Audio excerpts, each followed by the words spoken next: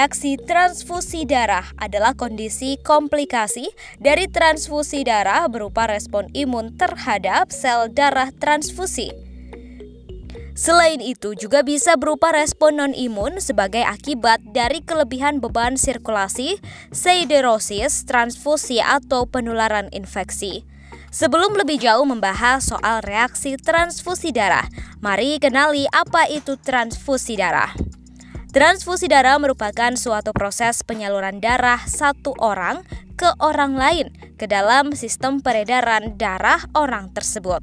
Biasanya transfusi darah dilakukan untuk orang yang kehilangan banyak darah karena operasi, trauma, atau kelainan penyakit lain. Sebelum melakukan transfusi darah, biasanya akan dilakukan pengecekan golongan darah, uji resus, dan uji silang antara pendonor dan darah pasien.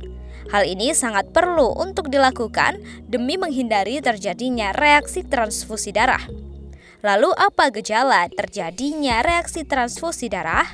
Dikutip dari Tribunnews.com Selasa 20 Juli 2021, dokter spesialis penyakit dalam Lugianti Sukrisman menyebutkan beberapa gejala reaksi transfusi darah. Dalam tingkat ringan, reaksi transfusi darah berupa gatal-gatal hingga demam. Selain itu, reaksi lain yang bisa timbul antara lain napas pendek, nyeri, berdebar-debar, menggigil, dan tekanan darah menurun. Bila hal itu terjadi, maka dibutuhkan pengawasan. Biasanya gejala awal berupa gatal-gatal bisa menjadi reaksi transfusi darah yang lebih berat atau fatal. Sehingga jika sudah muncul gejala awal, transfusi darah akan dihentikan dan dilakukan observasi dan pemberian obat. Bila kondisi semakin membaik, transfusi darah akan kembali dilanjutkan.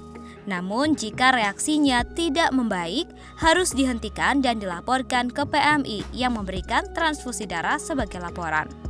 Berikut adalah beberapa hal yang mungkin terjadi dalam transfusi darah. Yang pertama adalah demam.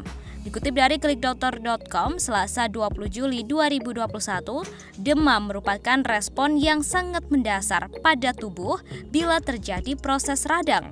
Demam ini bukan karena infeksi, tetapi karena ada hal yang dianggap asing oleh tubuh. Namun efek samping ini biasanya tidak serius jika tidak demam tinggi dan disertai gejala klinis yang mengarah ke infeksi. Yang kedua adalah alergi. Tubuh bisa mengalami alergi terhadap zat yang terkandung pada donor darah yang akan ditransfusikan.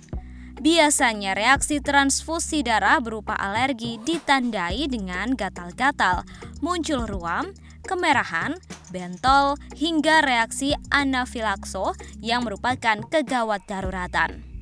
Kemudian ketidakcocokan golongan darah. Hal ini bisa sangat membahayakan kesehatan lantaran sel-sel darah merah menjadi pecah hingga meningkatkan bilirubin yang beracun bagi tubuh. Yang terakhir adalah cairan berlebih.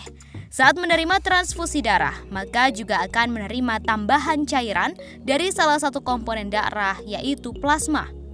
Jika selama pemberian transfusi keseimbangan cairan tidak dipantau, maka bisa terjadi penumpukan cairan di dalam pembuluh darah yang nantinya akan membebani kerja jantung dan ginjal.